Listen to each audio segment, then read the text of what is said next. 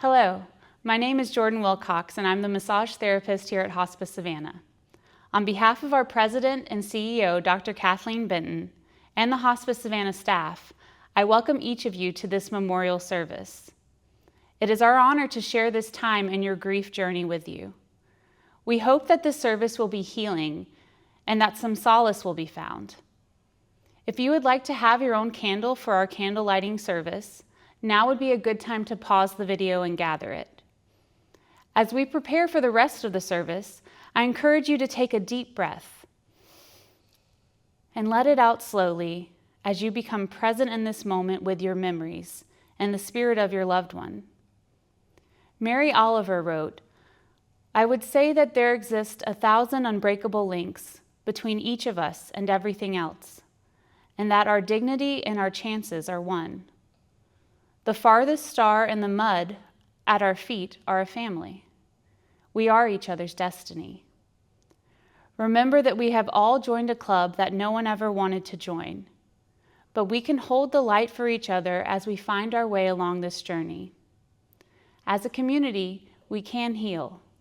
Again, welcome and thank you for being here." My name is Taylor Kersey. I'm the music therapist here with Hospice Savannah. Our first song is Hold You Dear by the Secret Sisters.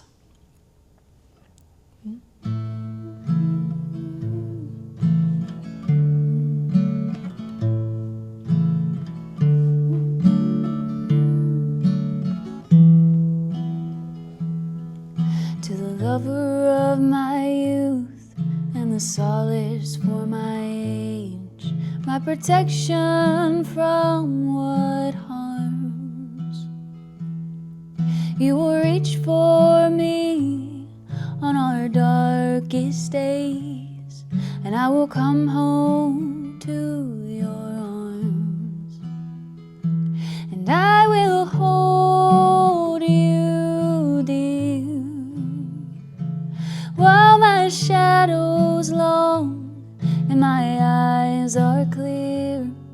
I know these days will pass away, so I will hold you dear.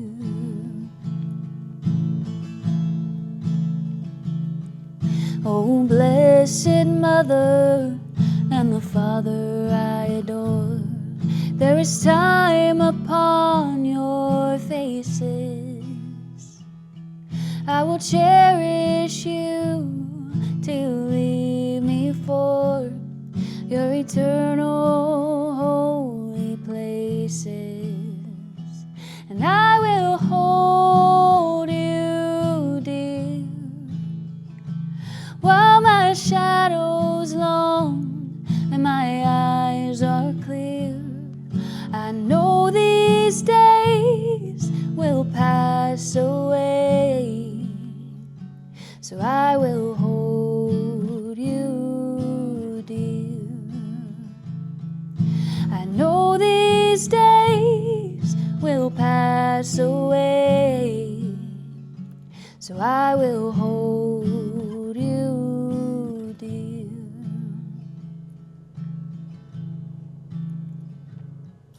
You're part of me and the one I love. The sweetest years won't tarry.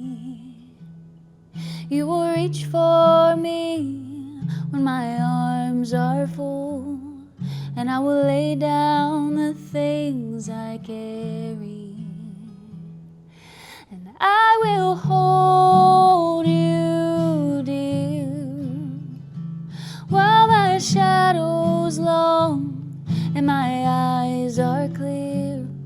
I know these days will pass away, so I will hold you dear. I know these days will pass away, so I will hold you dear. Hello, my name is Michael Ciccarelli, and I'm a bereavement counselor with Hospice Savannah Full Circle Grief and Loss Center, and I would like to share an excerpt with you from C.S. Lewis, When the House is Empty. No one ever told me that grief felt so like fear. I am not afraid, but the sensation is like being afraid. The same fluttering in the stomach, the same restlessness, the yawning. I keep on swallowing. At other times, it feels like being mildly drunk or concussed. There is a sort of invisible blanket between the world and me. I find it hard to take in what anyone says, or perhaps hard to want to take it in. It is so uninteresting, yet I want the others to be about me. I dread the moments when the house is empty. If they would talk to one another and not to me. There are moments, most unexpectedly, when something inside me tries to assure me that I don't really mind so much. Not so very much, after all. Love is not the whole of a man's life. I was happy before I've met H. I've plenty of what called resources. One is ashamed to listen to this voice, but it seems for a little to be making out a good case. Then comes a sudden jab of red-hot memory, and this common sense vanishes like an ant in the mouth of a furnace. And no one told me about the laziness of grief. Not only writing, but even reading a letter is too much. Even shaving, what does it matter whether my cheek is rough or smooth? They say an unhappy man wants distractions, something to take him out of himself.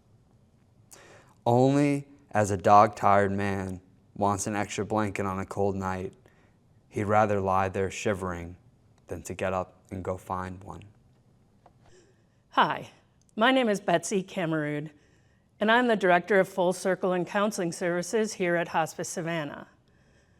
Today I'd like to read a couple of pieces by David Whyte from his book, Consolations. The first talks about nostalgia. He writes, "Nostalgia is the arriving waveform of a dynamic past, newly remembered and about to be reimagined by a mind and a body at last ready to come to terms with what actually occurred. Nostalgia subverts the present by its overwhelming physical connection to a person or a place, to a time in which we lived or to a person with whom we lived, making us wonder in meeting of past and present if the intervening years ever occurred. Nostalgia can feel like an indulgence, a sickness, an inundation by forces beyond us, but strangely, forces that have also lived with us and within us all along. Nostalgia is not indulgence. Nostalgia tells us we are in the presence of imminent revelation, about to break through the present structures held together by the way we have remembered. Something we thought we understood, but that we are now about to fully understand. Something already lived, but not fully lived. Issuing not from our future, but from something already experienced. Something that was important, but something to which we did not grant importance enough. Something now wanting to be lived again, at the depth to which it first invited us, but which we originally refused.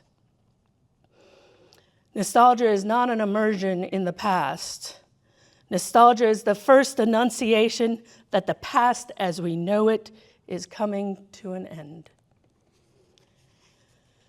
David Whyte goes on to write about pain. Pain, he says, is the doorway to the here and now. Physical or emotional pain is an ultimate form of grounding, saying to each of us, in effect, that there is no other place than this place, no other body than this body, no other limb or joint or pain or sharpness or heartbreak, but this searing presence. Pain asks us to heal by focusing not only on the place the pain is felt, but also the actual way the pain is felt. Pain is a form of alertness and particularity. Pain is a way in. Through the radical undoing and debilitation of repeated pain, we are reacquainted with the essentialities of place and time and existence itself. In deep pain, we have energy only for what we can do wholeheartedly, and then only within a narrow range of motion, metaphorically or physically. From tying our shoelace to holding the essential core conversations that are reciprocal and reinforcing within the close-in circle of those we love. Pain teaches us a fine economy in movement, in the heart's affections, in what we ask of ourselves, and eventually in what we ask of others. Pain's beautiful humiliations make us naturally humble and force us to put aside the guise of pretense. In real pain, we have no other choice but to learn to ask for help, and on a daily basis. Pain tells us we belong and cannot live forever alone or in isolation. Pain makes us understand reciprocation. In real pain, we often have nothing to give back other than our own gratitude, a smile that perhaps looks half like a grimace, or the passing friendship of the thankful moment to a helpful stranger. And pain can be an introduction to real friendship. It tests those friends we think we already have, but also introduces to us those who newly and surprisingly come to our aid. Pain is the first proper step to real compassion. It can be a foundation for understanding all those who struggle with their existence. Experiencing real pain ourselves, our moral superiority comes to an end. We stop urging others to get with the program, to get their act together, or to sharpen up and start to look for the particular form of debilitation, visible or invisible, that every person struggles to overcome. In pain, we suddenly find our understanding and compassion engaged as to why others may find it hard to fully participate. Strangely, the narrow focus that is the central difficult invitation of bodily pain calls for greater perspective, for a bigger, more generous sense of humor. With the grand perspective, real pain is never far from real laughter at ourselves or for another watching that self. Laughter at the predicament or the physical absurdity that has become our daily experience. Pain makes drama of an everyday life with our body, and our presence firmly caught on stage and in the spotlight. We are visible to others in a way over which we have no choice, limping here or leaning there. Lastly, pain is appreciation for most of all the simple possibility and gift of a pain-free life, whether emotional or physical. All the rest is a bonus. Others do not know the gift in simply being healthy, of being unconsciously free to move or walk or run or feel. Pain is a lonely road. No one can know the measure of our particular agonies, but through pain, we have the possibility, just the possibility, of coming to know others as we have, with so much difficulty, come to know ourselves. Thank you. You can go wherever you want.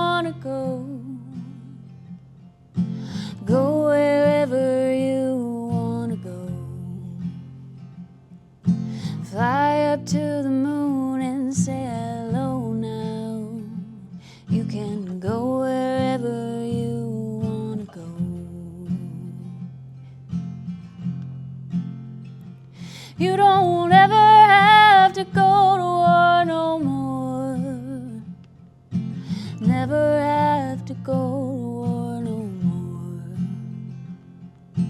Wear them boots and swim that icy shore now. You don't ever have to go to war no more. You can get up on some sunny day and run 100 miles just for fun now. Heartaches and yesterdays don't weigh a ton now. You can get up on some sunny day and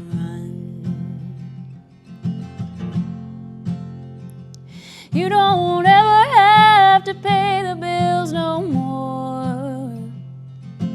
Break a sweat, walk a worried shore now. Working like a dog ain't what you're for now. You don't ever have to pay the bills no more.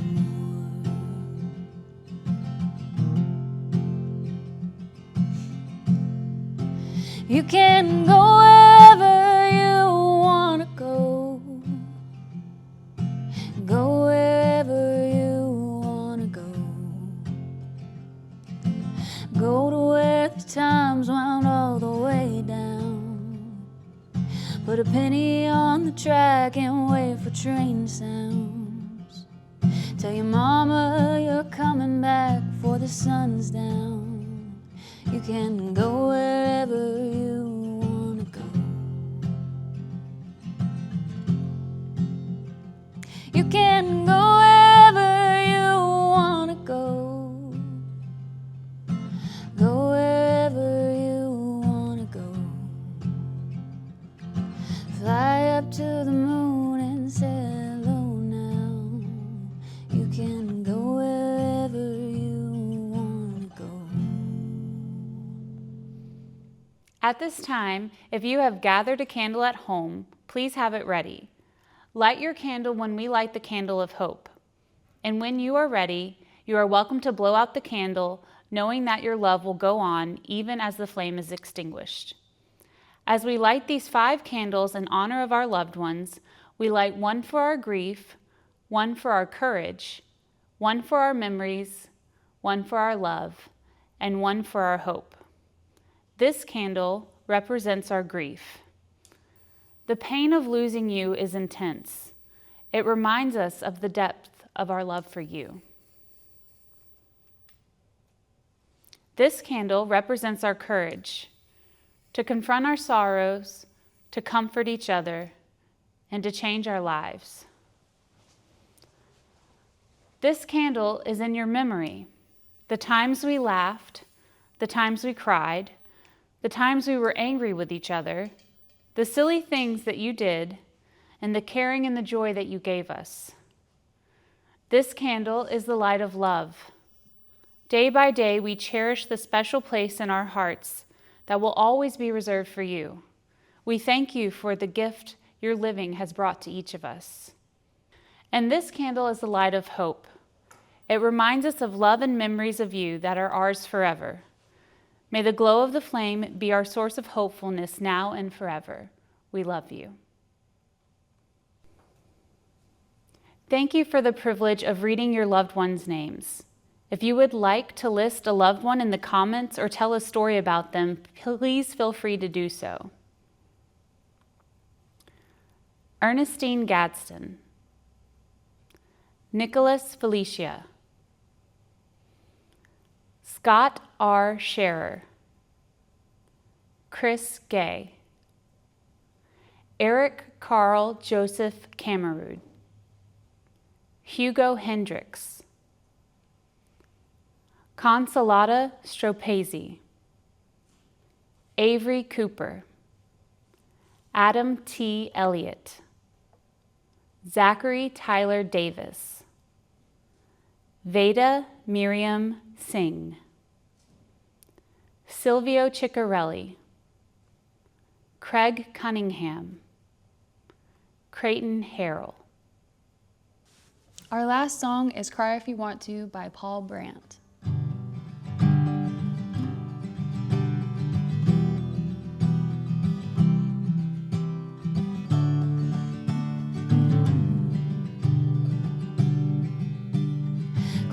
if you want to. I won't tell you not to, won't try to cheer you up. I'll just be here if you want me.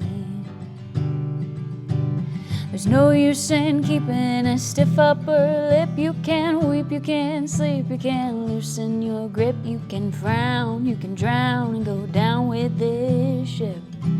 You can cry if you want to. Don't ever apologize for venting your pain. It's something to me you don't need to explain. I don't need to know why, I don't think it's insane. You can cry if you want to. The windows are closed, the neighbors aren't home. If it's better with me than to do it alone, I'll draw the curtains and unplug the phone. You can cry if you want to.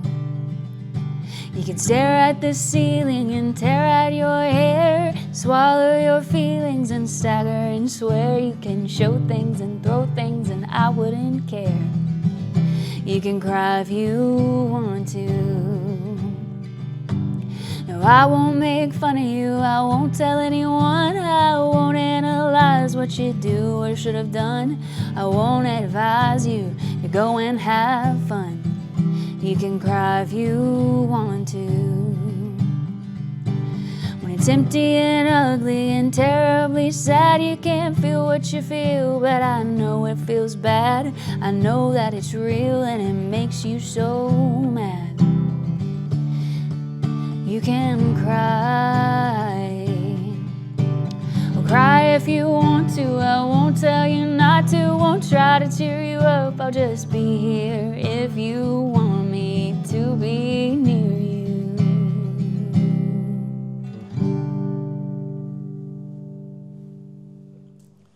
On behalf of Michael, Taylor, Jordan, and Evan, our videographer, I would like to thank you again for spending this time with us. It has been wonderful being here virtually. It continues to be a poignant time we are living through. Grief is all around us, and it can be a very heavy burden, however your loved one died. Part of the care we provide is bringing people together to grieve as a community and share stories to lighten each other's burdens and continue healing as a community. We hope that this service has provided you some of that healing. Even with all that is happening in our world and in our own lives, we at Full Circle are believers of hope. Not pie-in-the-sky hope, but hope that reminds us that we are not alone. Hope that rebuilds resilience. Here are a few things that give me hope. I encourage you to make your own list. The sound of the ice cream truck back in the neighborhood. Friends, new or lifelong. Cat videos that make me laugh. Hurricane preparedness. Kindness that is shown even in the smallest ways or even in the hardest situations. While it may not feel like there is hope out there, I know that when I'm paying attention, I see it every day. I hope you see it too. Full Circle continues to be here to provide further support. We are currently offering individual and group support, both in person and virtually. Our next Grief 101 group for adults and kids starts Tuesday, July 15th. Please call us if you would like to talk, or if you even just have some questions. It is our honor and privilege to be here to help. Stay safe and be well. Thank you.